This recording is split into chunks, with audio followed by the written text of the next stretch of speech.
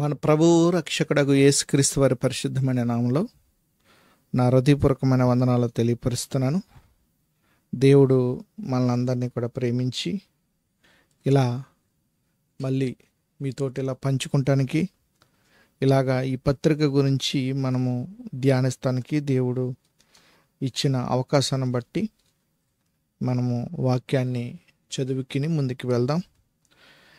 గతించిన వారమంతా కూడా దేవుడు తన ప్రేమ చేత మనల్ని కాచి కాపాడాడు. ఈ వారం కూడా ఆయన కృపలో, ఆయన ప్రేమలో మనల్ని కాచి కాపాడాలని నా కోసం అలాగే మీకోసం నేను ప్రార్థిస్తాను. అనుదిన ప్రార్థనలో మీరు నన్ను జ్ఞాపకం చేసుకోవాలని ప్రభునామాన్ని బట్టి ఈ విలువైన మాటలకి మనం పంచుకుందాం. రైట్, దేవుని వాక్యానికి వెళ్ళకముందు కొరింథీయులకు రాసిన మొదటి పత్రిక, ఈ పత్రిక 1 నుంచి మనము ధ్యానిస్తున్నాం. 1 అధ్యాయం నుంచి 4 అధ్యాయం వరకు ఒక భాగం అయితే, 5, 6 కూడా ఒక భాగం అయితే, 7 అధ్యాయం కాడ నుంచి 16 అధ్యాయం వరకు ఒక భాగం. ఈ భాగంలో 7 అధ్యాయం కాడ నుంచి ఉపదేశము స్టార్ట్ అయింది. అంటే మనం ఎలా జీవించాలి,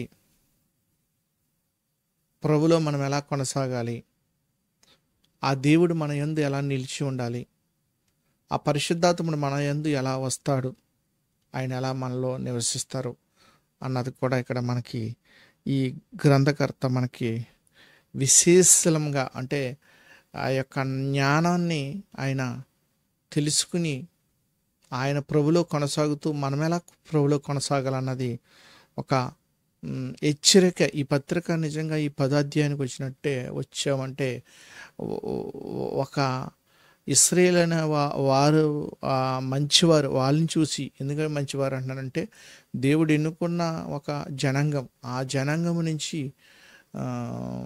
రాబోతున్న ఇశ్రాయేలుడైన యేసుప్రభు గారి పేరు కూడా ఇశ్రాయేలుడని గలతీయులకు రాసిన పత్రిక 6 అధ్యాయంలో కూడా మనకు కనపడుతుంది.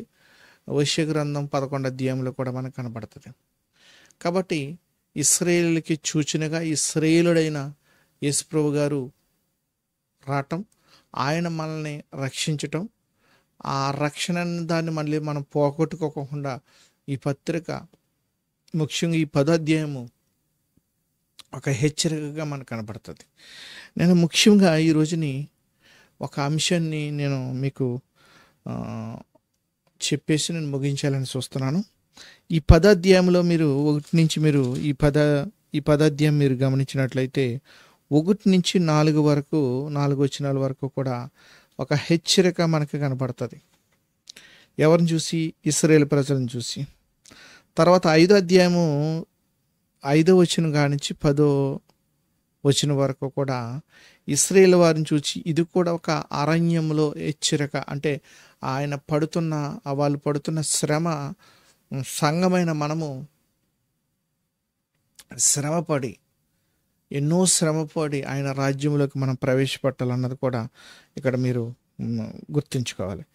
16వ వచనం కాడి నుంచి 17వ వచనం వరకు కూడా ప్రభు యొక్క బల్ల పరిశుద్ధతను చూపిస్తూ మనం పరిశుద్ధంగా జీవించాలి. ఆ బల్లలో పాల్గొంటున్న మనము అన్ని విషయంలో కూడా మనము కాచి కాపాడి తన దేవాతి దేవునికి మాదిరిగా జీవించాలి. ఆయన యొక్క మనసును కలిగి మనం జీవించాలన్నది కూడా ఇక్కడ మీరు గమనించాలి.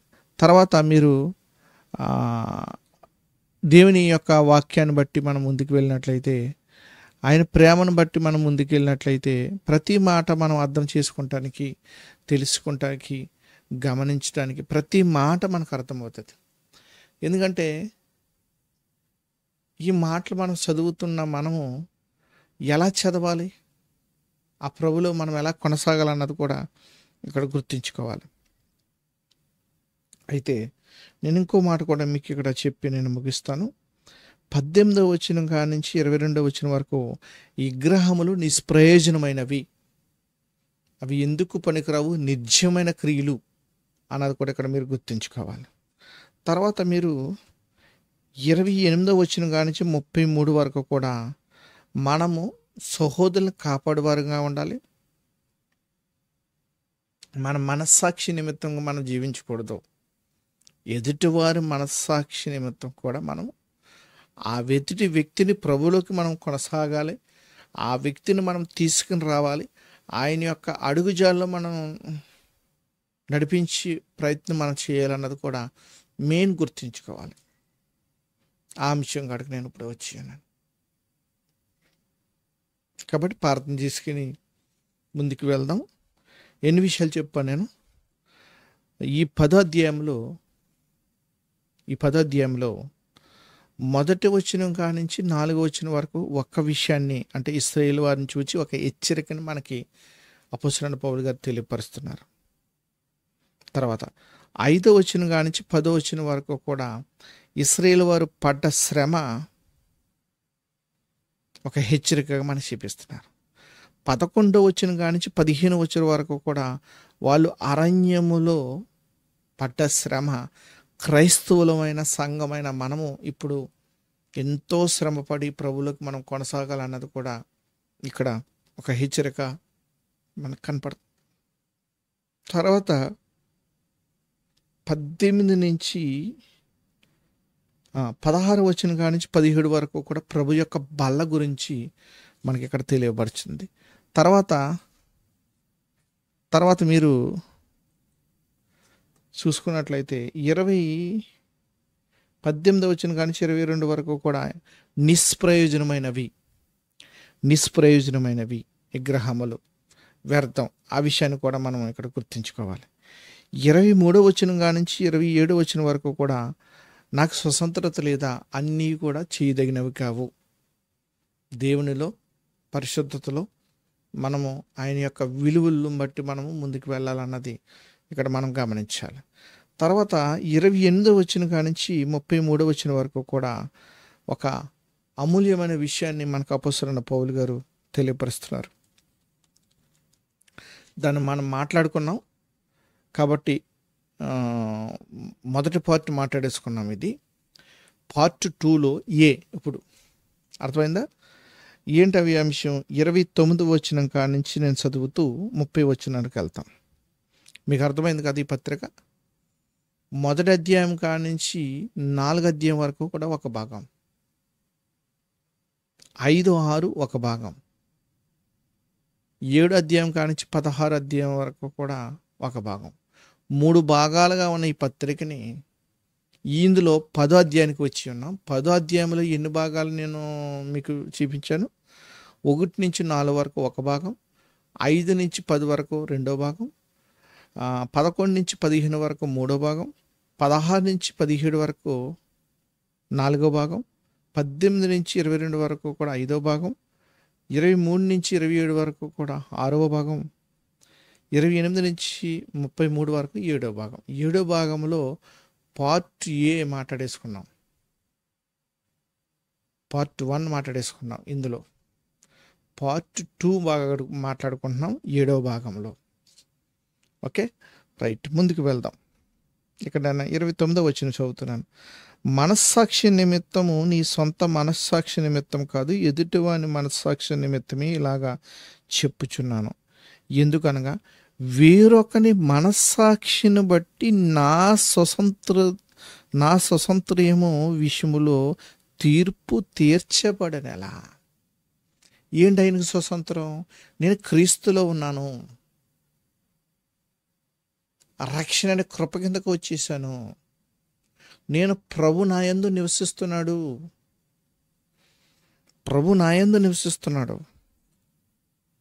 కాబట్టి జీవించేవాడు నేను కాదు, ప్రభువే నాలో జీవిస్తున్నాడు. కాబట్టి ఏంటి ఇక్కడ? నా స్వతంత్రత విషయంలో వేరొకని మనస్సాక్షిని బట్టి, అంటే వేరొకరిని మనస్సాక్షిని బట్టి నేను అపరాధిగా ఎంచబడకూడదు, అతన్ని నేను కాపాడాలి.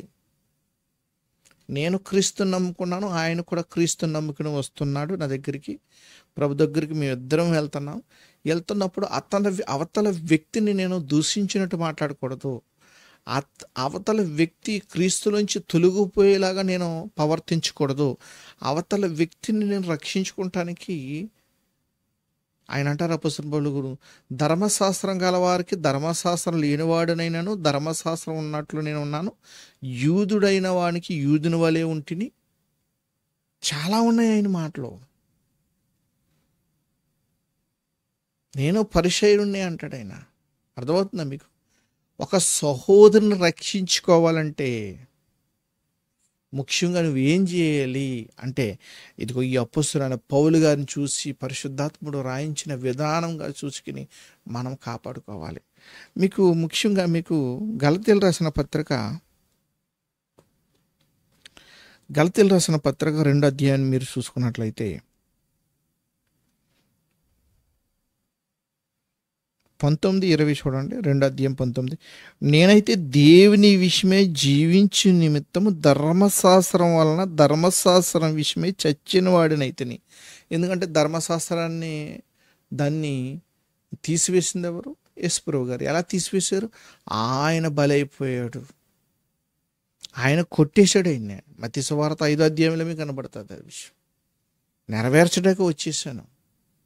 సర్వ మానవులు పాపులైతే, అపరాధం చేత అందరూ చచ్చిన వారైతే, ప్రభు ఒక్కడే మనందరి పాపాలు ఆయన మీద వేసుకుని సిలువ యోగములో మనల్ని ఆ ధర్మశాస్త్రం విధి రూపకమైన ఆజ్ఞను ఆయన సిలువ చేత మేకిలికి కొట్టేసి రక్షణ అనే కృపను మనకి ఇచ్చాడు ఆయన. ఇది మొదటి పాయింట్. 19-20 వచనం. నేను క్రీస్తుతో కూడా సిలువ వేయబడి ఉన్నాను,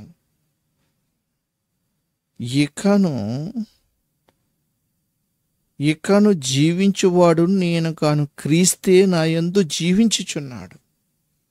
అలా క్రీస్తు యొక్క మనస్సు కలిగి ఉన్నాను కాబట్టి పక్క సహోదరుని ఎలా పోగొట్టుకుంటాను? అదే విషయం అనమాట. అది సందర్భం ఇక్కడ.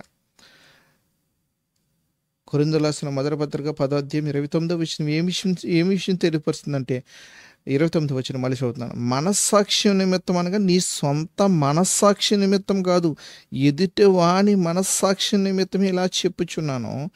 ఎందుకనగా వేరొకని మనస్సాక్షిని బట్టి నా స్వతంత్రం విషయంలో తీర్పు తీర్చబడనేలా నేను కృతజ్ఞతతో పుచ్చుకునేలా నేను దేని నిమిత్తం కృతజ్ఞతలు చెల్లించుచున్నాను, దాని నిమిత్తం నేను దూషింపడినాడు. ఏంటి నేను దూషింపబడటానికి ఏంటి? తీర్పు తీర్చబడినలా అంటే నా స్వతంత్రం విషయంలో తీర్పు తీర్చబడినలా అంటే నాకున్న హక్కు ఏంటి? క్రీస్తు ప్రభువు నాలో జీవిస్తున్నారు. ఎదుటి వ్యక్తికి నేను హానికరంగా జీవించకూడదు, ఎదుటి వ్యక్తిని రక్షించుకుని ప్రభువులకు నేను నడిపించాలన్న విషయాన్ని మనం ఇక్కడ గుర్తించాలి. ఇదే ఆ విషయాన్ని అపొస్తలుడైన పౌలు గారు అపొస్తల కార్యం 20వ అధ్యాయం కూడా మనకి 20వ అధ్యాయము 25వ వచనం కానీ చదువుతున్నాను. అపొస్తలుడైన పౌలు గారు అపొస్తల కార్యము 20వ అధ్యాయంలో 24వ వచనం కానీ చదువుకుందాం, బాగుంటుంది. అయితే దేవుని కృపా సువార్తను గూర్చి సాక్ష్యమిచ్చుటయందు నా పరుగును నేను ప్రభు అయిన యేసు వల్ల పొందిన పరిచర్యను తుదుముట్టింపవలనని నా ప్రాణము నాకెంత మాత్రము ప్రియమైనదిగా ఎంచుకొనటలేదు. ఎందుకంటే నాలో ప్రభు నివసిస్తున్నారు. చావైతే మేలు, క్రీస్తు